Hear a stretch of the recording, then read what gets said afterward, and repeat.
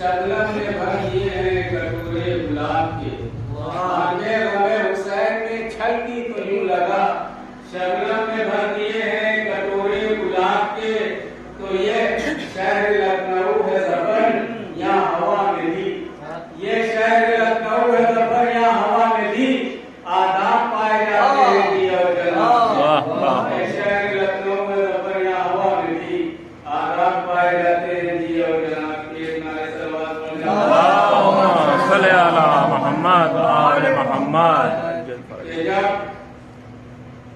तेरा ही नाम तो विरदे ज़बान है अकबर, तेरा ही नाम तो विरदे ज़बान है अकबर, तेरे तुफैल में जिंदा अज़ान है अकबर।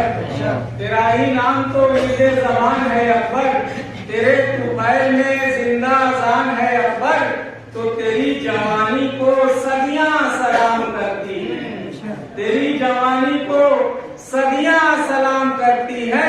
ज़ईफ़ हो गई दुनिया जवान है अकबर, तेरी जवानी को सदियां सलाम करती है। ज़ईफ़ हो गई दुनिया जवान अकबर। करे कोई तो खुलती है ज़बान,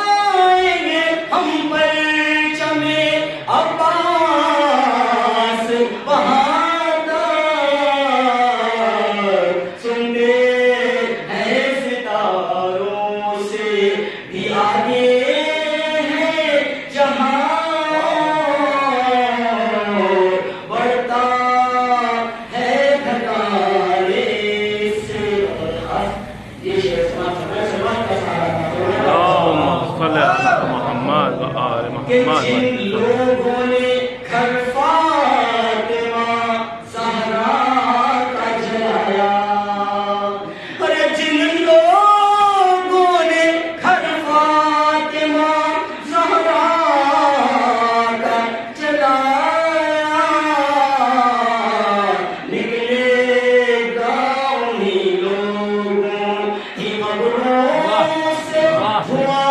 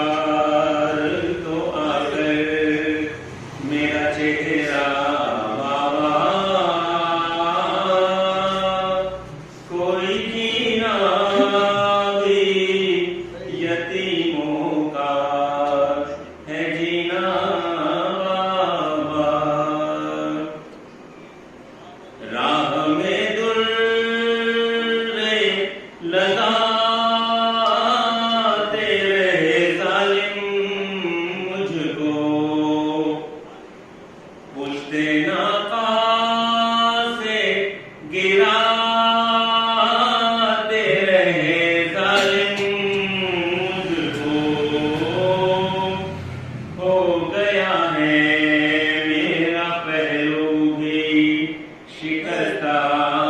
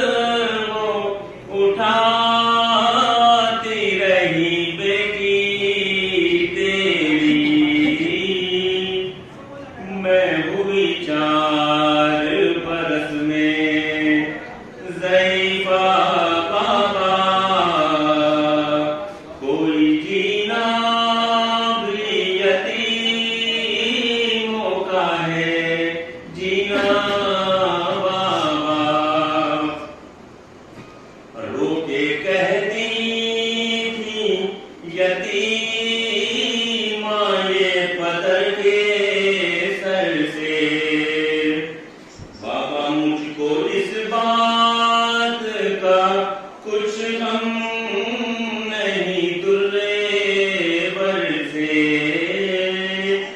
بے بدائی کا، مگر دل سے ہے صدمہ بابا، کوئی جینا بھی یتیموں کا ہے جینا بابا، کوئی شکوہ نہیں لب پر، میری حالت دیکھو، میرا پیغام خدا را چچا عباس کو دو، آ کے ایک بار ہی سن لیں میرا نوحہ بابا، کوئی جینا بھی یتیموں کا ہے جینا بابا، ہائے سکینہ ہائے سکینہ۔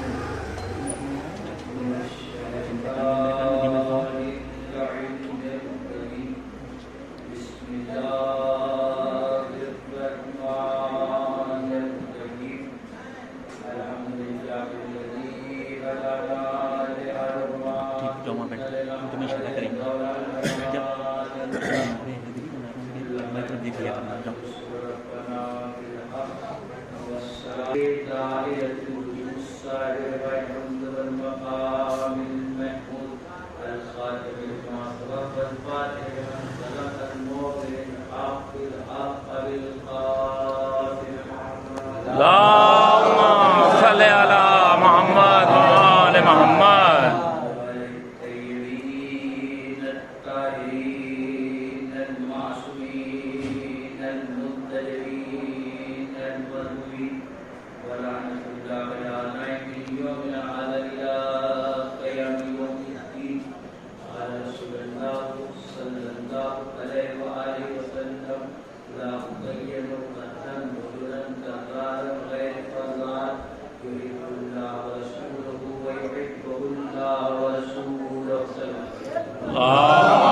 على محمد وآل محمد۔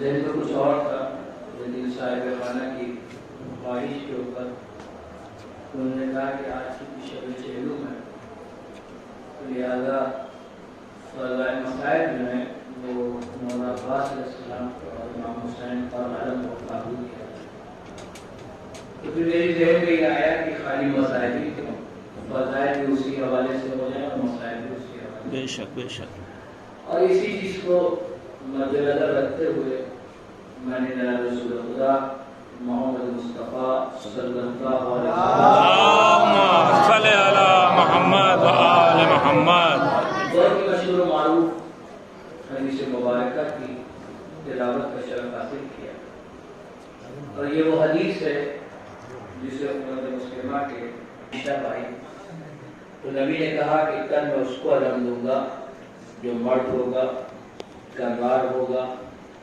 غیر فرار ہوگا، وہ اللہ و رسول کو دوست رکھتا ہوگا اور اللہ و رسول اس کو دوست رکھتے ہوں گے۔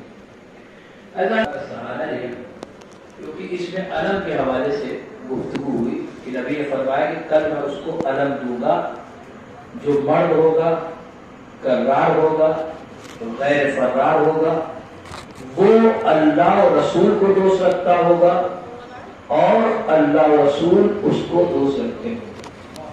اب اللہ محترم غور کرنے والی بات یہ ہے، حالانکہ خیبر ہونا مقصود نہیں ہے، لیکن تبرکہ تھوڑا سا اشارتاً گفتگو کرتے ہوئے اس کے بعد علم کے حوالے سے گفتگو کرنا ہے کہ 39 دن بیتے اور ان 39 دن میں لشکر کا یہ الزام تھا کہ صاحب ہم کیا کریں سرداری کا آغاز تھا، اور سردار کا یہ الزام تھا کہ صاحب ہم کیا کریں لشکری کا۔ ابو حاتم مودودی نے اپنی کتاب کے اندر لکھا کہ فیصلہ ہو نہیں پا رہا تھا کہ لشکر بھاگ رہا ہے یا سردار بھاگ رہا ہے، کیونکہ لشکر کا یہ الزام تھا کہ سردار بھاگ رہا ہے اور سردار کا یہ الزام تھا کہ لشکر بھاگ رہا ہے۔ تو سردار کہہ رہا ہے کہ ہم کیا کریں جب لشکری بھاگ رہا ہے، اور لشکر یہ کہہ رہا ہے کہ ہم کیا کریں جب سرداری بھاگ رہا ہے۔ تو کہنے لگے 39 دن بیت گئے اور فیصلہ نہیں ہو پا رہا تھا کہ لشکر بھاگ رہا ہے یہ سردار بھاگ رہا ہے۔ اللہ بھائی کا رحمت کرے علامہ عرفان العراقی اللہ مقامہ کو کہ انہوں نے بہت خوبصورت سے جملہ لکھا کہ ایسا ہو ہی نہیں سکتا کہ رسالت کی عدالت میں کوئی مقدمہ ہے اس کا فیصلہ نہ ہو۔ ایسا ہو ہی نہیں سکتا کہ رسالت کی عدالت میں کوئی مقدمہ ہے اس کا فیصلہ نہ ہو۔ کا فیصلہ تو تاریخی ہوا، آپ تاریخ اٹھا کے دیکھ لیں، اگر نبی لشکر بدل دے تو لشکر بھاگا، سردار بدل دے تو سردار بھاگا۔ اگر نبی لشکر بدل دے تو لشکر بھاگا، سردار بدل دے تو سردار بھاگا، تو لشکر تو وہی رہا، لشکر تو وہی رہا نا، خالی سردار کو بدلا۔ تو اب 39 دن بیت گئے، 40ویں دن کی شب آ گئی اور نبی نے کہا کہ کل میں اسے علم دوں گا، جو مرد ہوگا، کرار ہوگا، غیر فرار ہوگا، وہ اللہ اور رسول کو دوست رکھتا ہوگا اور اللہ اور رسول اس کو دوست رکھتے ہوں گے۔ میں سمجھتا ہوں کوئی صحابی ایسا ہو ہی نہیں سکتا جو اللہ اور رسول کو دوست نہ رکھتا ہو۔ وہ مسلمان ہی کیا، وہ صحابی کیا جو اللہ رسول کو دوست نہ رکھتا ہو۔ لیکن ایک فضیلت تو مولا کی ماننا ہی پڑے گی پوری دنیا کو اور پوری امت مسلمہ کو اور پورے اسلام کو، یہ فضیلت ماننا پڑے گی جناب مولا کائنات کی کہ سارے صحابی وہ ہے جو اللہ اور رسول کو دوست رکھتے ہیں، لیکن علی اس ذات گرامی کا نام ہے جسے اللہ اور رسول دوست رکھتے ہیں۔ نبی نے یہ تو کہا کہ کل میں اس کو علم دوں گا، جو مرد ہوگا، گرار ہوگا، غیر فرار ہوگا، وہ اللہ اور رسول کو دوست رکھتا ہوگا اور اللہ اور رسول اس کو دوست رکھتے ہوں گے۔ تو اب غور کرنے والی بات ہے کہ نبی نے 5 چیزیں بتائی۔ اب میں اسی سے اپنے موضوع سے مربوط ہو جاؤں گا، ربط میں آ جاؤں گا۔ کیا کہا کہ میں جس کو علم دوں گا وہ مرد ہوگا، 1 نشانی، کرار ہوگا، 2 نشانی، غیر فرار ہوگا، 3 نشانی، اور اللہ رسول کو دوست رکھتا ہوگا، 4 نشانی، اور اللہ رسول اس کو دوست رکھتے ہوں گے، 5 نشانی۔ اب مجھے نہیں معلوم کہ اس پنجے کے اندر 5 انگلیاں کہاں سے آئی، لیکن اتنا میں ضرور کہہ رہا ہے کہ وہ جو نبی نے 5 نشانیاں بتائی تھی، یہ علم کا پنجہ آج بھی اعلان کر رہا ہو کہ اس علم کے نیچے وہی آئے جو مرد ہو، کرار ہو، غیر فرار ہو۔ یہ سوال بھیجے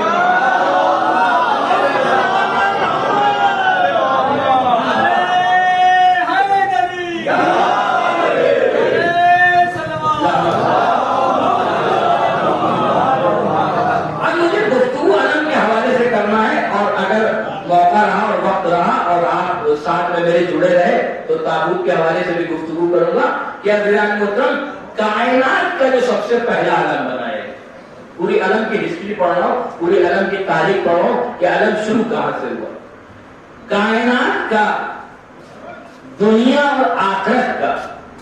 لیکن دنیا کے علم کا تذکرہ بعد میں کر رہا ہوں، پہلے آخرت کے علم کا ذکر کر رہا ہوں کہ آخرت میں سب سے پہلا علم کب بنایا ہے۔ تو اللہ نے ایک علم بنایا۔ دیکھیں یہ جو علم ہے یہ عربی گرامر میں اسم کو بھی علم کہتے ہیں، اور علم کے معنی ہوتے ہیں نام کے۔ اب یہ تھوڑی دقیق ہو جائے گی، ادھر میں جانا نہیں چاہ رہا ہوں گرامر میں۔ تو علم جو ہے وہ اسم کو بھی کہتے ہیں۔ تو اللہ نے خود ایک علم بنایا اور اس علم کا نام رکھا لواء الحمد۔ ایک علم بنایا جس کا نام رکھا لواء الحمد، اور یہ اتنا بڑا علم ہے کہ اس کے پھریرے کا ایک سرا مشرق میں ہے اور ایک سرا مغرب میں ہے، اور یہ علم بروز حشر کے میدان میں نصب کیا جائے گا. بروز حشر کے میدان میں نصب کیا جائے گا. اور اگر سارے فرشتے مل جائیں تو اس علم کو جنبش نہیں دے سکتے, اٹھانا تو دور کی بات. یہ جو بروز حشر نواؤ الحمد لگایا جائے گا حشر کے میدان کے اندر, تو سارے فرشتے اگر مل جائیں تو اس علم کو جنبش نہیں دے سکتے, ہلا نہیں سکتے, اٹھانا دور کی بات ہے. اب ایک فرشتے کی طاقت سنیے, فرشتے کی طاقت کیا ہے. سارے فرشتوں کی بات کر رہا ہوں, اب ایک فرشتے کی طاقت سنیے, ایک فرشتے کی طاقت کیا ہے. جب جناب لوط کی قوم پہ عذاب آیا تو اللہ نے جناب جبریل کو بھیجا, اور جناب جبریل نے اپنے پر کی نوک سے ان کے ساتوں طرف اٹھا لیے اور اتنے بلند کیے کہ ان کے جو پرندے تھے, جو مرغابیاں تھیں, وہ جو بول رہی تھی تو ان کی آواز فرشتوں کے کانوں تک جائے. اب یہ ساتوں طرف اٹھائے, اب جو یہ ساتوں طرف اٹھائے تو اٹھا کر کے پوری رات یہ کھڑے رہے, کیونکہ اللہ کا حکم یہ تھا کہ جب تک میں نہ کہوں تب تک اس کو پلٹنا نہیں. اب وہ یہ کھڑے. اچھا, میں نے تلاش کرنا شروع کیا کہ آخر کیا وجہ ہے, جب جو ہے نظریے ہے کہ مطلب عذاب آنا ہے تو آخر میں ہونا تو یہی ہے.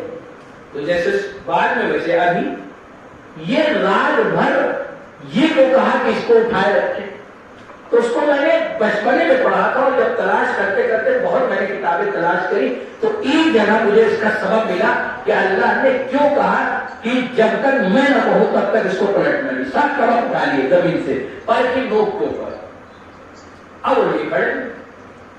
تو وجہ یہ تھی کہ اس میں ایک ضعیف تھا جو ایسے چدھ لیتا تھا, یعنی پیٹھ کے بل, اور اس کا چہرہ جو تھا وہ آسمان کی طرف تھا, اس کی ریش مبارک سفید ہو چکی تھی.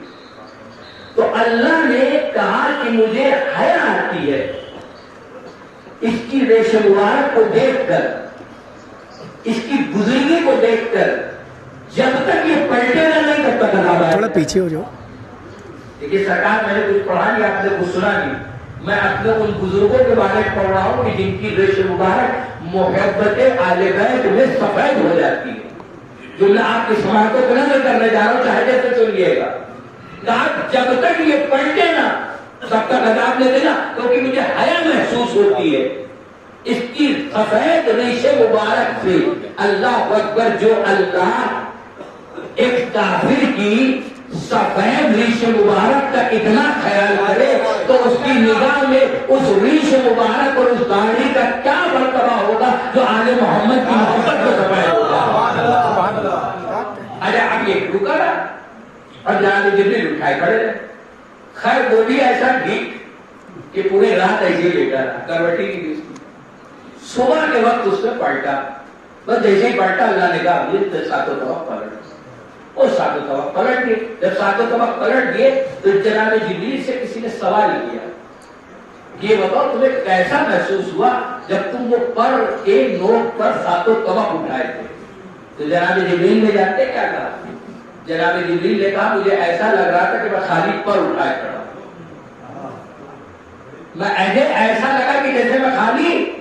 تو اب یہ سوچئے ایک فرشتے کی طاقت, اور وہاں جو لواء الحمد ہے سارے فرشتے مل جائیں تب بھی اسے جنبش نہیں دے سکتے, ہلا نہیں سکتے, اٹھانا دور کی بات. میں قربان جاؤں اس کلائی کے اوپر جو بروز حشر ایک ہاتھ سے اس علم کو اٹھائے گی. میں بارگاہ حاکمیت میں ہاتھوں کو جوڑا, ماننے والے پروردگار یہ سارے فرشتے مل جائیں اور جنبش نہ دے سکے.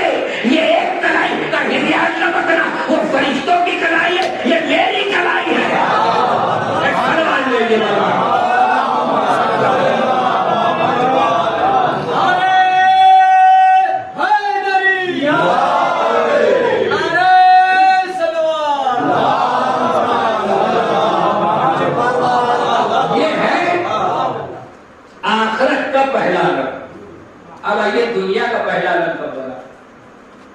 پڑھ رہا ہوں تاریخ، علم کی تاریخ پڑھ رہا ہوں. دنیا کا پہلا علم کب بنا؟ جناب آدم کے 2 بیٹے، ایک کا نام ہے حابیل اور ایک کا نام ہے قابیل.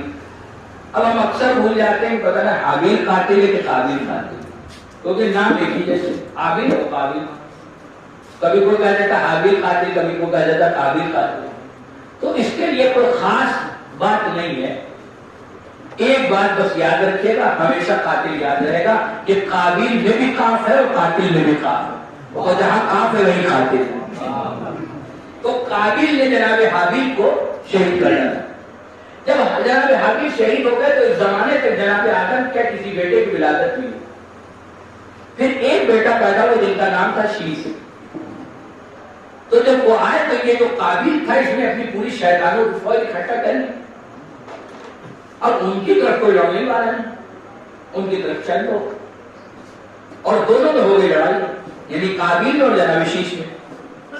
تو اللہ نے ان جناب شیش کی مدد کرنے کے لیے آسمان سے کچھ فرشتے اتارے جو سفید رنگ کے ہلے پہنے تھے اور سفید پھرے والے علم اٹھائے. آج زمانہ ہم سے کہتا ہے کہ علم اٹھانا بدعت ہے، علم چومنا بدعت ہے. اب میں کہتا ہوں نہ اٹھانا بدعت نہ چومنا بدعت، فرشتوں کی سنت ہے علم کا اٹھانا. اب فرشتے لیے یہ ہے دنیا کا پہلا علم. اب آئیے جناب ابراہیم کے زمانے میں بھی علم، جناب ابراہیم کے. اچھا اگر علم کا ذکر ہو اور مولا عباس کا ذکر نہ ہو تو علم کا ذکر ہی نہیں، کیونکہ علم کا خاکہ ذہن میں پہلے آتا ہے، نام عباس پہلے آتا ہے. اب سنیے میں چاہتا ہوں تھوڑا سا جڑ جائے تاکہ میں اپنی بات آپ تک پہنچاؤں. مولا عباس علیہ السلام کے حوالے سے کہ جب جذبات و محسوسات کا شور، جب جذبات و محسوسات کا شور، تفکر و تخیل کے شعلے، شعور و ادراک کا باطن، وجدان و آگاہی کا نطق، موج شمیم کا خرام، کلیوں کا روح، شگوفوں کا بہروپ، پھولوں کا گزار، آبشاروں کا ترنم، سماؤں کا لمس، ستاروں کا جمال یکجا ہو جائے. دیکھیے یہ لکھنؤ کے باہر نہیں پریکٹس پڑھ رہا ہوں، لکھنؤ کے اندر پریکٹس پڑھ رہا ہوں. اور کہتے ہیں کہ ہاتھی جتنا بھی مردار ہو جائے رہتا سوادات کا ہے. اردو لکھنؤی سے جڑی ہوئی ہے. اگر آپ اردو نہ سمجھیں گے تو کہاں سمجھانے جاؤں گا. جب جذبات و محسوسات کا شور، تفکر و تخیل کے شعلے، شعور و ادراک کا باطن، وجدان و آگاہی کا رخ، موج شمیم کا کرام، کلیوں کا روح، شگوفوں کا بہروپ، پھولوں کا گلار، آبشاروں کا ترنم، سماؤں کا لمس، ستاروں کا جمال یکجا ہو جائے اور علی کے خون اور ام البرین کے دودھ کی تاثیر ملے تو توحید اپنے نورانی قلم سے ایک نام لکھتی ہے جسے عباس کہتے ہیں. منزل قرآن، دل کی دھڑکنوں کا توازن، مصدر وحی کا امین، سیونی کا لہجہ، وجہ اللہ کی جبین اقدس پر جھلکتا ہوا الہی وقار، معراج کی شب کریم اللہ کے آقا سے گفتگو کرنے والی لسان اللہ کی قوت گفتار، قبضہ ذوالفقار پر جمی ہوئی انگلیوں کا اختیار، ثبوت مظہر الہی، صبر حسن پیش باقی، تحریک حسینیت کے قائل، کلمہ کربلا کا انکار، مجوس سے ملاقات کا منظر پیش کرتے ہوئے سید الساجدین کے سجدے، الراسخون فی العلم مقدار، سرکار باقر کا علم، الرحمن علم قرآن کے مقدار، سرکار جعفر صادق کی صداقت، شہر ولایت کے اندر کھلنے والے باب الحوائج، سرکار موسیٰ کاظم کی عطا، الراضی بالقدر والقضاء، سرکار اللہ کی رضا، دنیا کے تمام متقیوں کے تقوی کی شرط، محمد تقی کا کرم، حقیقت الولیاء، حقیقت محمدیہ کا امتیاز، سرکار علی نقی کا وجود، صبر حسن کو اپنے سینے میں چھپائے ہوئے حسن اسکے کی لہجے کی حیبت، کاروان حجت الہیہ کے میرے کاروان کی حیثیت سے جو پردہ غیب میں موجود ہے. میں نے جملہ آپ کے حوالے نہیں کیا، جملہ بھی آپ کے حوالے نہیں کیا، مولا عباس کے فضائل پڑھ رہا ہوں. اور ایک سمجھ لیے کہ لائف ٹیلی کاسٹ چل رہا ہے اور پنجتن پاک اور چہاردہ معصومین وہاں دیکھ رہے ہیں، کیا پتہ کس کی طرف کیمرہ ہو. فضائل مولا عباس پڑھ رہا ہوں کہیں ایسا نہ ہو کہ کیمرہ آپ کی طرف ہو اور آپ کے چہرے پہ فضائل عباس ہم سے کوئی خوشی نہ ہو اور امام حسین کہے میرے بھائی کے فضائل پڑ جا رہے اس کے چہرے پہ تو کوئی خوشی نہیں. شہزادی زینب نہ کہے کہ میرے بیٹے عباس کے مسائل فضائل پڑے جا رہے ہیں اس کے چہرے پہ تو کوئی خوشی نہیں. آپ جملے سمیٹ کے آپ کو جملہ حوالے کرتا ہوں اور ویسے سنیے گا جیسے سننے کا حق ہے کہ منزل قرآن لیکن حرکتوں کا توازن مصدر وحی کا امین سلوکی کا لہجہ و جملہ کی جمعیت پر جھلکتا ہوا الہی کے ساتھ معراج کے شب کریم اللہ کے آقا سے گفتگو کرنے والی لسان اللہ کی قوت گفتار قبضہ ذوالفقار پر جمی ہوئی انگلیوں کا اختیار سکوت مدر الہی سب حقیقت پیش باقی تحریک حسینی کے پانی گلی میں کربلا کا انکار محفوظ سے ملاقات کا منظر پیش کرتے ہوئے شہید الساجدین کے سجدے الراسخون فی المزدار سرکار باقی کریم الرحمن علامہ قرآن کے مزدار سرکار جعفر ثانی کی صداقت شہر ولایت کے اندر کھلنے والے باب الحوائج سرکار مرشد کاظم کی عطا الراضی میں قدر و قضا سرکار رضا کی رضا دنیا کے تمام متقین و تقوی کی شان محمد تقی کا کرم حقیقت اہلیہ حقیقت محمد کا اختیار سرکار علی نبی کا وجود سب حضرت کو اپنے سینے پہ چھپائے ہوئے حسن عسکری کے لہجے کی حیبت کاروان حجت الہیہ کے میرے کاروان کی حیثیت سے جو پڑھنے لائق میں موجود ہے اس کے دل اور علم کی وراثت جب ایک ٹریکر میں ڈھل کر سائنہ خان علی میں چلے اسے آپ بات کرتے ہیں اسے عباس کہتے ہیں کسے عباس کہتے ہیں سنیے گا کسے عباس کہتے ہیں کائنات جس کے زچا خانے کی طرف سجدہ کرے اسے علی کہتے ہیں علی جس کے لیے شکر کا سجدہ کرے اسے عباس کسے عباس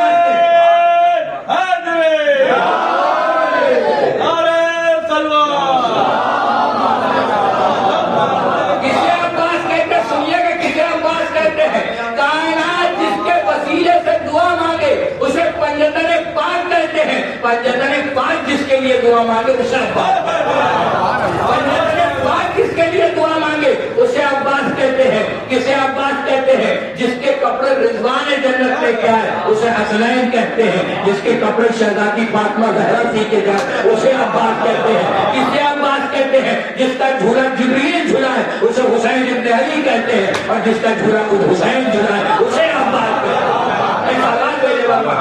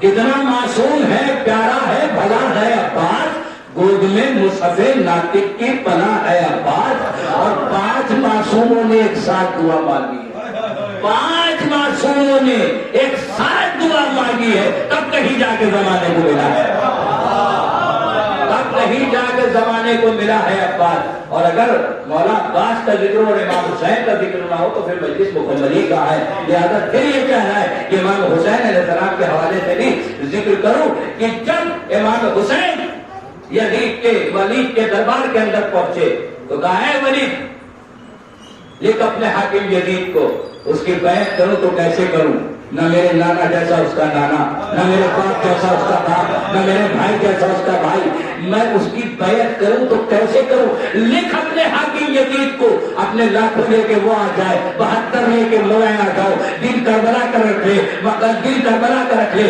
دن جو ہے وہ عاشور کا رکھ لے مقام کربلا کا رکھ لے میں فاطمہ کا لال وعدہ کرتا ہوں ہر غیرت مند کو یہ کہنے پہ مجبور کر دوں گا حسین زندہ باد ہے یہ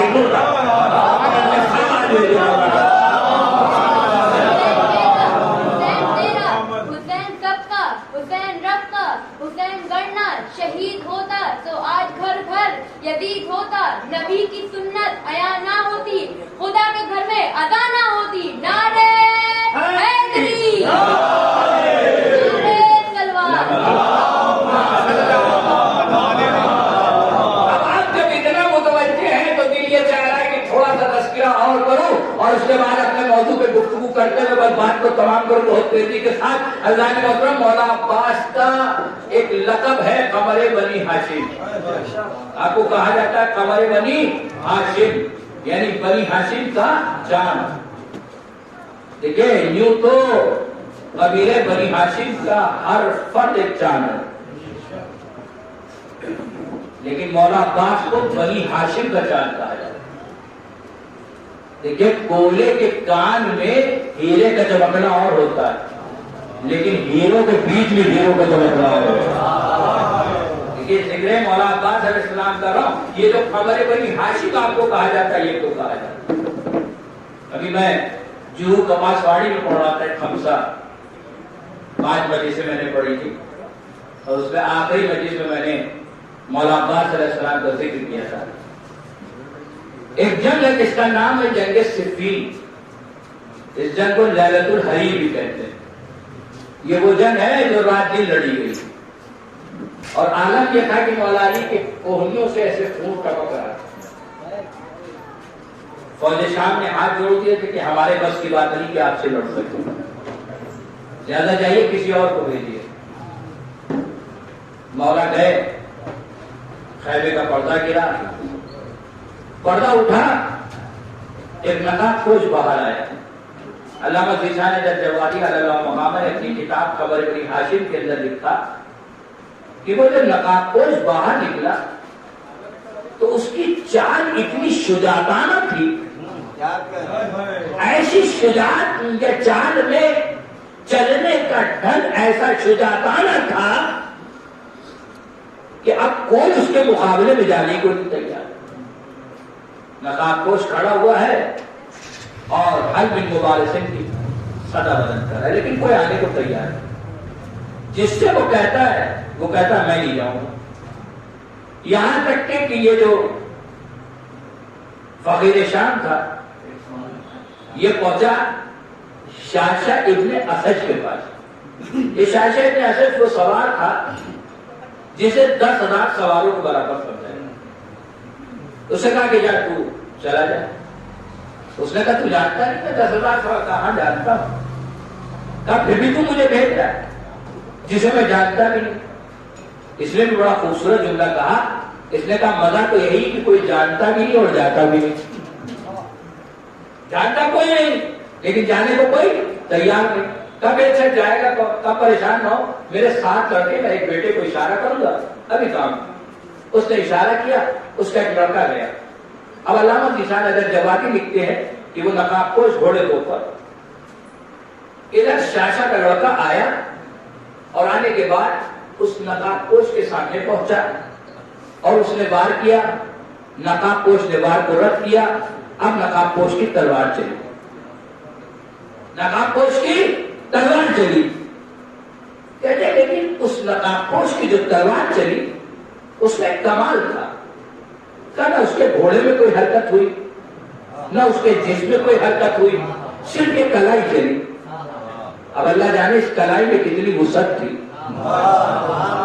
شاشا کا بیٹا 2 حصوں میں تقسیم ہو گیا. اس نے دوسرے لڑکوں کو اشارہ کیا, وہ گیا, وہ بھی اس کا بھی یہی حال ہوا. تیسرے چوتھے 7 لڑکے اس کے مار دیے. اب شاشا جو تھا اس کی آنکھوں میں خون اتر آیا اور غیظ و غضب کے عالم میں گھوڑے کے اوپر بیٹھا. اور اس کے بارے میں تاریخ میں لکھا کہ جب یہ گھوڑے پہ بیٹھتا تھا تو ایسا لگتا تھا جیسے کوئی پہاڑ بیٹھ گیا. اتنے جو قوی جوسا تھا اور اتنا قد و آمد قد رکھنے والا تھا. ایک مرتبہ گھوڑا دوڑاتے ہوئے گیا اور اس نقاب پوش کے سامنے لے جا کے گھوڑے کو رکھا اور ایک مرتبہ کہتا ہے کہ اے نقاب پوش آپ اپنا تعارف کرائیں. کیونکہ میدان کا اصول یہ ہوتا ہے کہ اپنا تعارف کرانا پڑتا ہے, رجس پڑھنا ہوتا ہے, تو آپ اپنا تعارف کرائیں. تو نقاب پوش نے بڑے عجب جملے کہے. نقاب پوش نے کہا کہ تیرا نام کسی صحرائی عورت نے رکھا, تیرا نام کسی صحرائی عورت نے رکھا ہے, میرا نام ملکہ تطہیر نے رکھا ہے. مجھ جیسے پاکیزہ مزیدوں کو نہیں بتائے جاتے. اتنا تعارف کافی ہے, مزید چاہیے کہ نہیں کچھ مزید کرا دے. اب تو سماج کی معراج کو میرے ساتھ بولے گا کہ کچھ مزید تعارف کرا دے. کہ جب تیری موت کی آخری ہچکی آئے تو جس کی کرسی سامنے لگے اس سے پوچھنا کہ میں کون ہوں. اب شاہشاہ کہتا ہے کہ اچھا آپ وار کریں. اس نقاب کو اس نے کہا نہیں پہلے تو وار کر لے. کہا نہیں پہلے آپ کریں. کہا پہلے تو وار کر لے, کہیں ایسا نہ ہو وار کی حسرت لیے بڑھ جائے. کہا نہیں آپ چھوٹے ہیں لہذا آپ پہلے وار کریں, میں بعد میں وار کروں گا. کہا اللہ قرآن میں کافر کہتے ہی اسے ہے جو ہم اہل بیت کو چھوٹا سمجھتا. اب اس کے بعد شاہشاہ کی تلوار چلی. اب جو تلوار چلی تو نقاب پوش نے وار کو رد کیا. پھر نقاب پوش کی تلوار چلی. اب جو نقاب پوش کی تلوار چلی تو کمال پھر وہی تھا. نہ گھوڑے میں کوئی حرکت ہوئی, نہ جسم میں کوئی حرکت ہوئی, نہ ہاتھ میں کوئی حرکت ہوئی, بس یہ کلائی چلی. بس یہ کلائی چلی اور اس کلائی نے شاہشاہ کو 2 حصوں میں تقسیم کر دیا. اب تو جو ہے فوج شام میں بھگڑ مچ گئی. ہاذا علی, ہاذا علی, ہاذا علی, ہاذا علی, ہاذا علی. اچھا علی کہاں ہے؟ علی ہے خیمے میں, میدان میں علی علی کی صدا. اللہ اکبر, اللہ اکبر. میدان میں علی علی کی صدا. اب علی نے اس خوشی کا اظہار کیسے کیا؟ کہتے اے بنت مصطفیٰ کی دعا لاڈلے پسر, اے بنت مصطفیٰ کی دعا لاڈلے پسر, لہرے کے تیرے نام کے پرچم گلی گلی. میں پڑھ سکتا ہوں, پڑھ سکتا ہوں, سمجھنا آپ کا کام ہے. اے بنت مصطفیٰ کی دعا لاڈلے پسر, لہرے کے تیرے نام کے پرچم گلی گلی. اے بنت مصطفیٰ کی دعا لاڈلے پسر, لہرے کے تیرے نام کے پرچم گلی گلی. شیر خدا کے شیر نظر نہ لگے تجھے, شیر خدا کے شیر نظر نہ لگے تجھے, تو نے تو دشمنوں سے کرا دی ہے.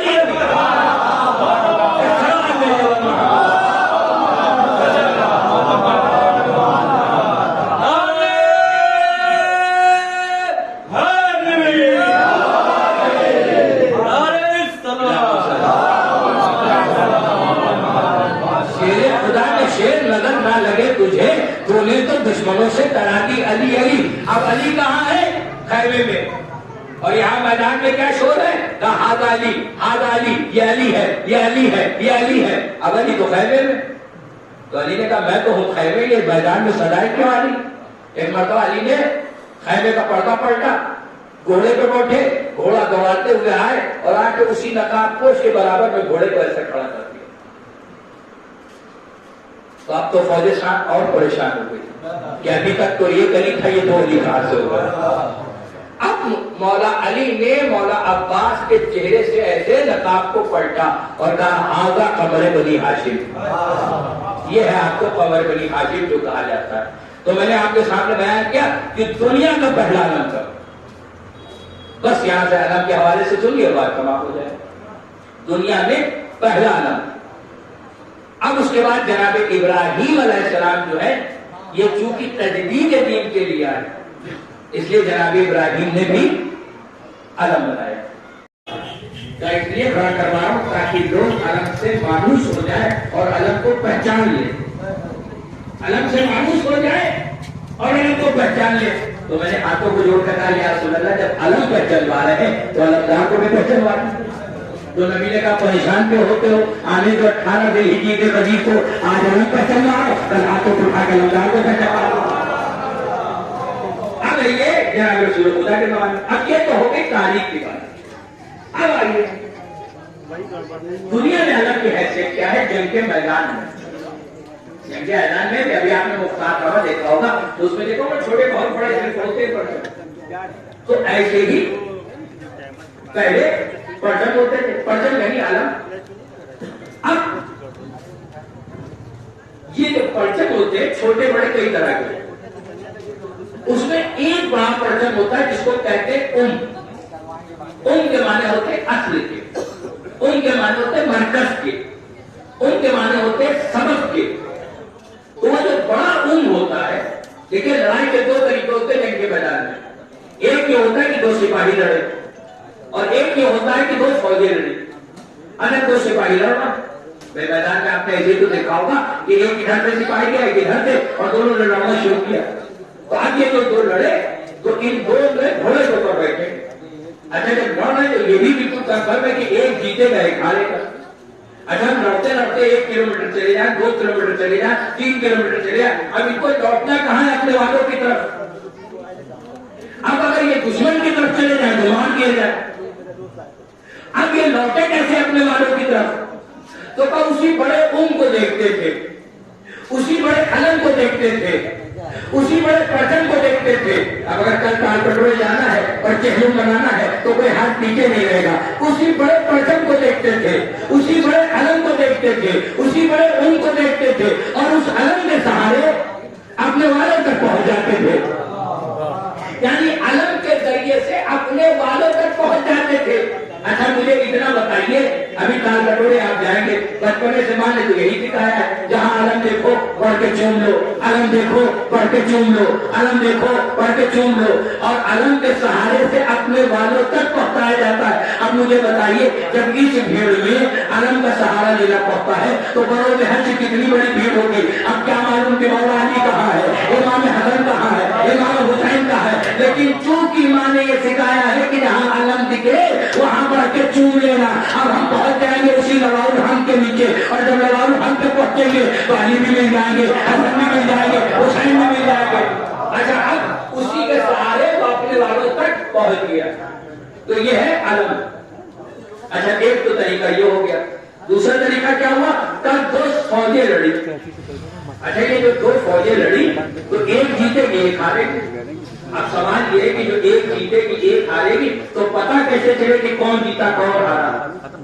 अब अगर आपने इतने दिन तक मुस्तकिल मजलिसें की है तो आपका हाथ नीचे रहेगा, पता कैसे चले कौन जीता कौन हारा?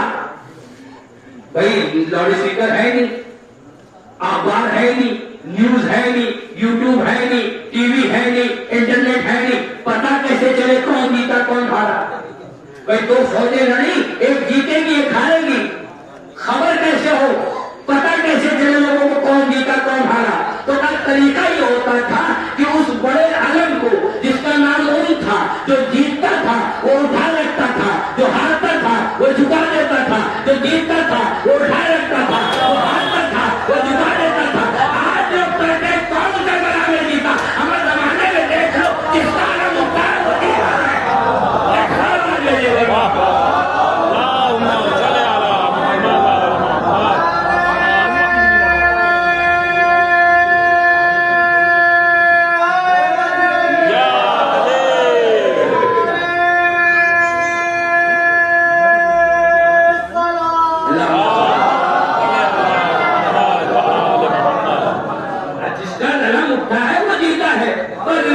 तमाम हो रही। एक साहब रहते थे हिंदुस्तान में, अभी तो हमारे क्या बड़ा चला ना वो ध्वज वाला, परचम वाला, क्या किया जाए, कौन सा जमाना है, अगर नहीं किया तो देशद्रोही है आप।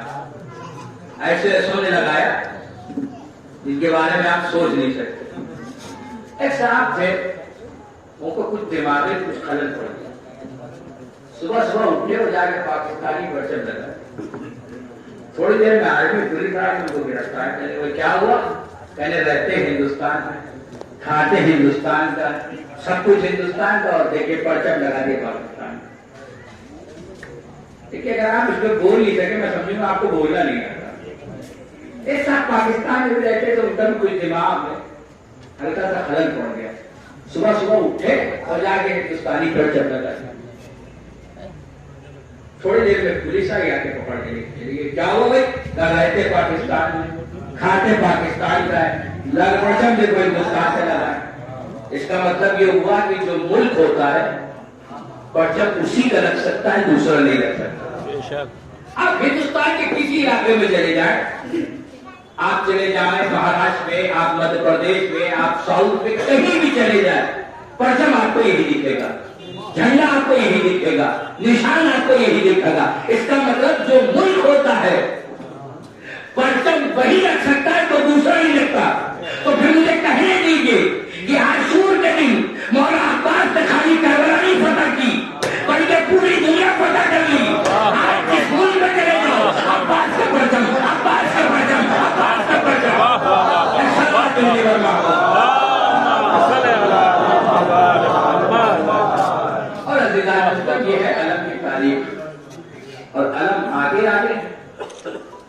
تو تابوت اور تعزیہ، تابوت بھی چلتا ہے اور تعزیہ بھی چلتا ہے. یہ تابوت منسوب ہے، کس سے منسوب ہے؟ یہ علم کس سے منسوب ہے؟ یہ اس سے منسوب ہے جس کے بازوؤں کو علم کر دے. دیکھیے آج رونے کی شب ہے، آج بیل کرنے کی شب ہے، آج گریہ کرنے کی شب ہے. رونے میں کوئی کمی نہ کیے گا. کیا پتا کس رونے والے کے سامنے حسین کی جو پیاری ماں رومال پھیلائے کھڑی ہو. کیا پتا کس کے سامنے وقت کا امام زمانہ رومال پھیلائے کھڑا ہو. بس آخری چند جملے اور مجلس تمام ہو رہی ہے. ہاں رضالہ نے امام مطلوب کربلا چونکہ صاحب خانہ کی خواہش یہ تھی کہ آپ امام حسین اور مولانا عباس اور تابوت اور علم کے حساب سے مسائل پڑھیں. ایک مسائل ہے جو میں سال میں بس ایک دفعہ شاید پڑھتا ہوں، اور وہ دن ہوتا ہے عاشور کا. جب عاشور میں شام غریبہ کی مجلس پڑھتا ہوں تبھی ان مسائلوں کو پڑھتا ہوں. لیکن آج چونکہ شب چہلم ہے، دل یہ چاہ رہا ہے کہ ان مسائلوں کو پھر سے پڑھوں. لیکن ہاں عزیزانو ویسے سنیے گا جیسے سننے کا حق ہے. آج پرسہ دیے شہزادی زینب کو، آج پرسہ دیجیے مولانا عباس کو.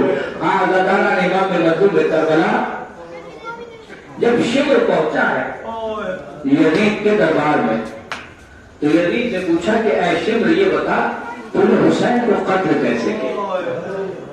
اس نے ہاتھوں کو جوڑا کہا یزید سب کو پوچھ یہ نہ پوچھ، کہا نہیں تمہیں بتانا ہوگا تم نے حسین کو قتل کیسے کیا. کہا یزید میں کہہ رہا ہوں تو سب کچھ پوچھ لے مگر یہ نہ پوچھ میں نے حسین کو قتل کیسے کیا. کہا نہیں تجھے بتانا ہوگا ورنہ میں تجھے سزا دوں گا. جب اسرار بہت زیادہ بڑھا تو اس نے کہا سن یزید میں نے 12 ضربوں میں حسین کو قتل سے کہتا 12 ضربیں میں نے ماری. دیکھیں ہم عربی سے واقف چیز سے ضرب نہیں سمجھ سکتے، لیکن ذبح کرنا اور ہوتا ہے، ضرب مارنا اور ہوتا ہے. کہتا 12 ضربوں میں. اب جو یزید نے سنا نا تو یزید جیسا ثقیل القلب بھی کھڑا ہو گیا. کہا ایک سوکھے کا گلا کاٹنے کے لیے 12 ضربے. اس نے کہا میں نے 12 ضربے لگائے. کہا اچھا یہ بتا کیا تیرا خنجر پہ دھار نہیں تھی؟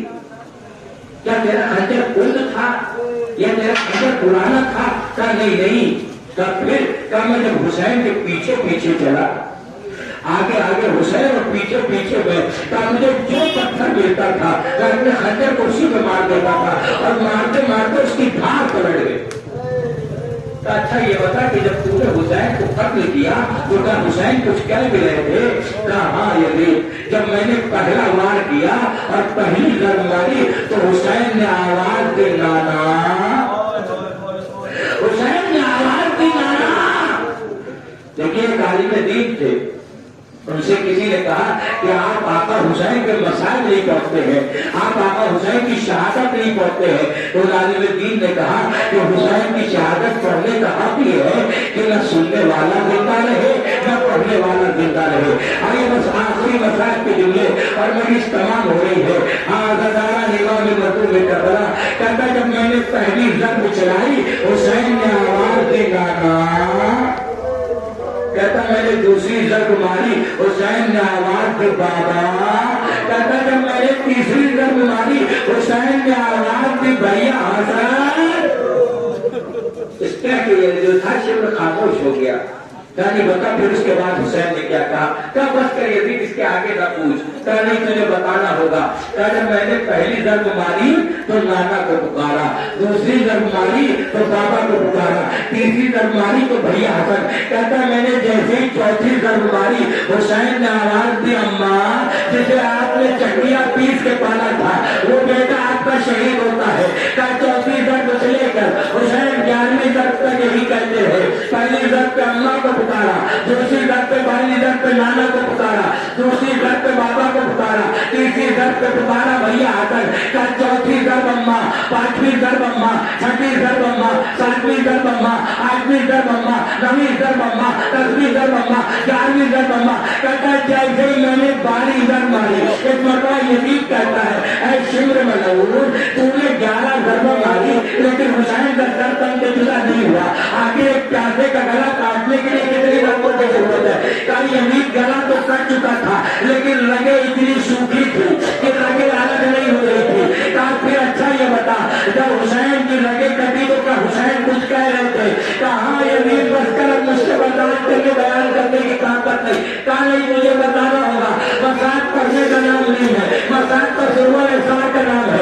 गाँव तक रोते जाइएगा, अगर जुमले का एहसास हो गया। कहा जब मैंने पहली दर मारी, लाला को पुकारा, दूसरी दर भाई बाबा को पुकारा, तीसरी दर भैया हसन, चौथी दर अम्मा, पांचवी दर अम्मा, छठी दर अम्मा, सातवीं दर अम्मा, आठवीं दर अम्मा, नवीं दर अम्मा, 10वीं दर अम्मा, 11वीं दर अम्मा। कहने लगा कैसी मैंने 12वीं दर तुम्हारी, अरे सूखी रखे कटी तो हल्की हल्की आवाज आ रही थी, भैया भैया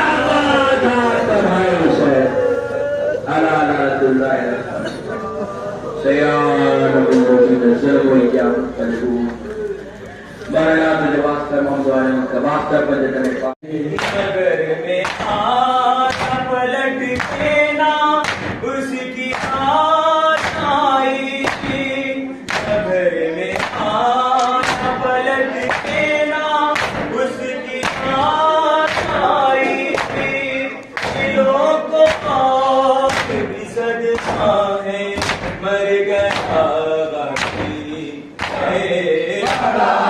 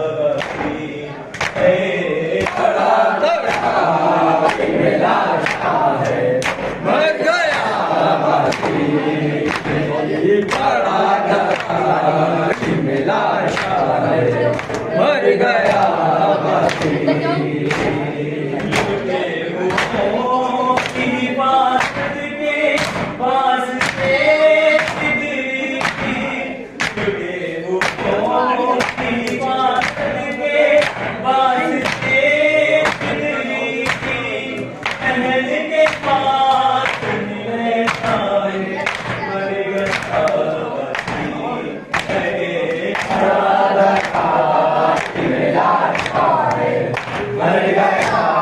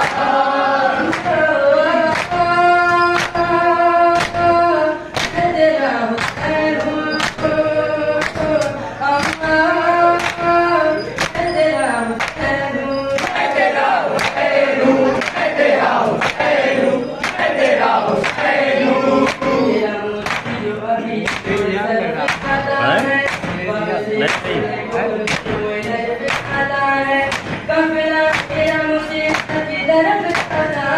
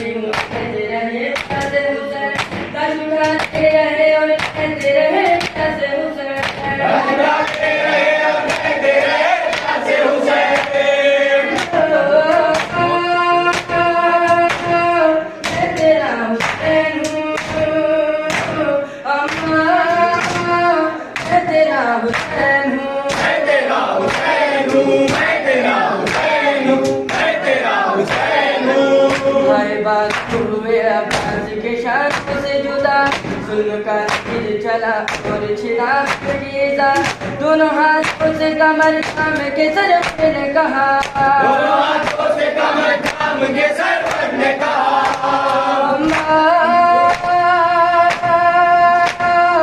मैं तेरा हुसैन हूँ अम्मा मैं तेरा हुसैन हूँ मैं तेरा हुसैन हूँ मैं तेरा हुसैन हूँ मैं तेरा हुसैन हूँ मुझको तुमके छोड़ने का मुझको पद के बाद भी आसान है लूटा मुझको पद के बाद भी आसान है लूटा मुझको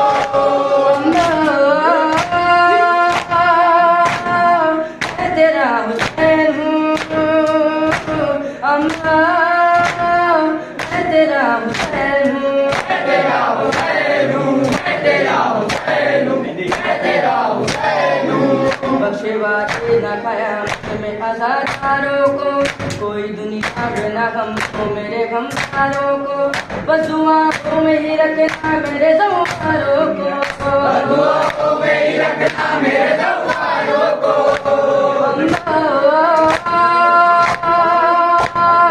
मैं तेरा हुसैन हूँ अम्मा मैं तेरा हुसैन हूँ मैं तेरा हुसैन हूँ मैं तेरा हुसैन हूँ मैं तेरा हुसैन हूँ मेरी नौकर वहाँ है फिर भी और आखिर जो पड़ा है फिर भी दूर तक छुपी हुई अपनी सदा है फिर भी उधर छुपी हुई अपनी सदा है फिर भी मैं तेरा हुसैन हूँ अम्मा मैं तेरा हुसैन हूँ मैं तेरा हुसैन हूँ मैं तेरा हुसैन हूँ मैं तेरा कैफी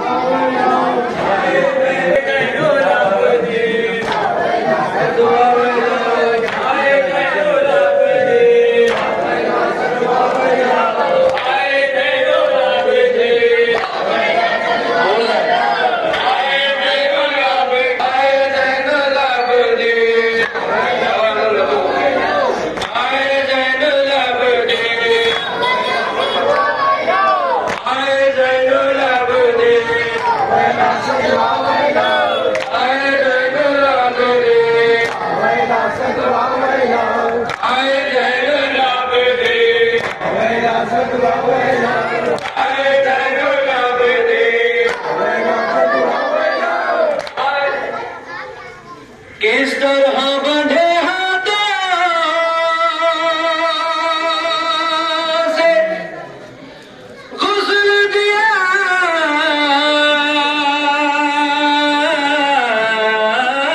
होगा और खून भरा कुर्ता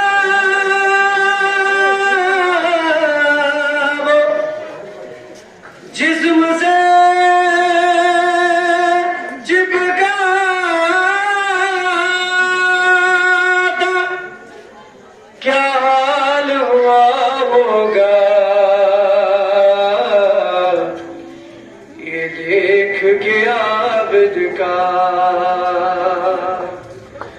یہ سوچ کے آنکھوں میں، یہ سوچ کے آنکھوں میں آنسو چلے آتے ہیں، سجاد سکینہ کی نیا کو اٹھاتے ہیں، سجاد سکینہ کی نیا کو اٹھاتے ہیں۔ بہنا بہنا کہہ گئے، بہنا بہنا کہہ گئے، سینے سے لگاتے ہیں، سجاد سکینہ کی نیا کو اٹھاتے ہیں، سجاد سکینہ کی۔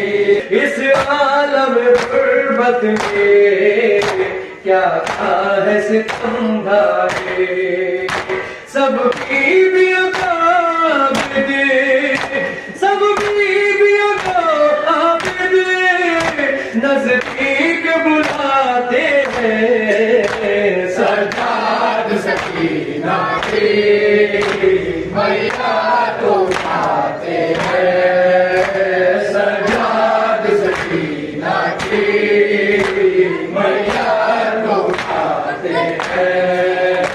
ڈوبی ہوئی نبضیں اور جسم بھی ٹھنڈا ہے، اور موت کا در چیخے ماتھے میں پسینہ ہے، نیند آئی سے کیسے سکینہ بھی کھونا ہے، سجاد ہنسی لب پہ، سجاد ہنسی لب پہ فریاد یہ گاتے ہیں، سجاد سکینہ کی نیا کو اٹھاتے ہیں، سجاد سکینہ کی نیا کو اٹھاتے ہیں۔ وہ شام غریبا سے سوئی تھی کہاں بتی،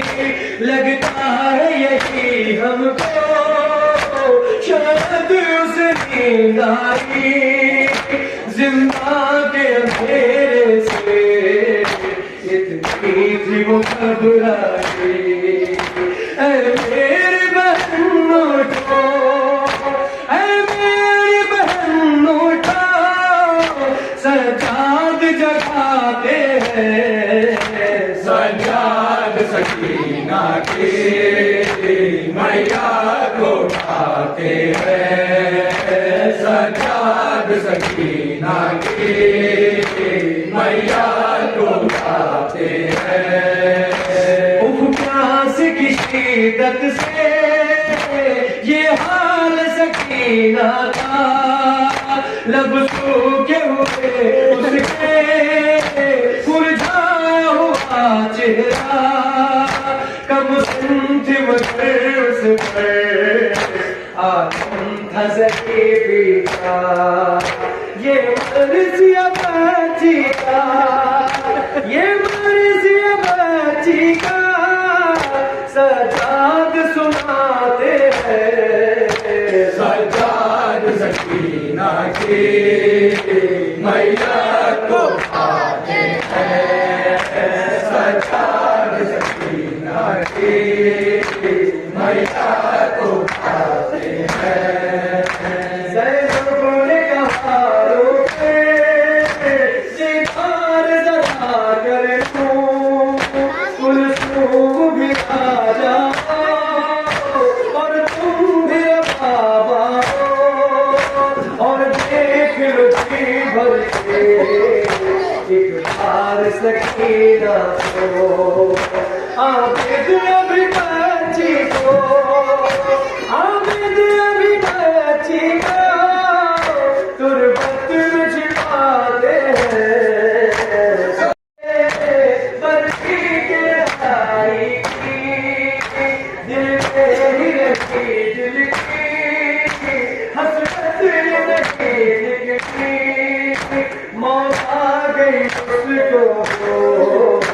دل پاس نہیں نکلی فرقت میں سکینہ کی فرقت میں سکینہ کی باتوں کو بچاتے ہیں آئے زینو العابدین آئے زینو العابدین آئے زینو العابدین آئے زینو العابدین آئے زینو العابدین آئے زینو العابدین آئے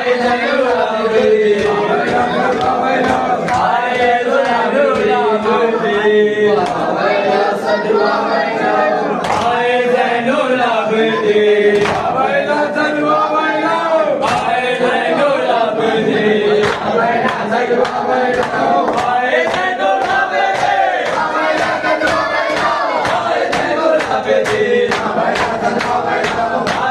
العابدین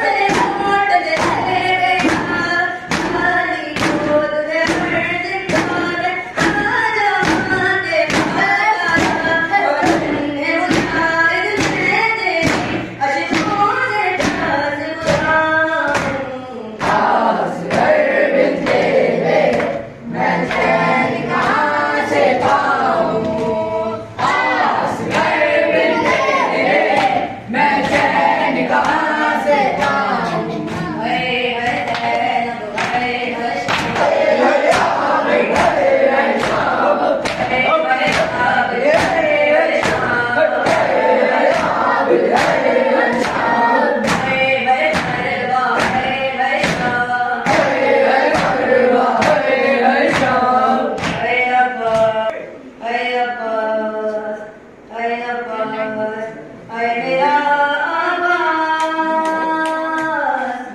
है मेरा मानो ने तेरे लिखे, सजदा है संजदा, तुझका है शेर, आपकी तस्वीर टुकड़े हो गई है दावत की।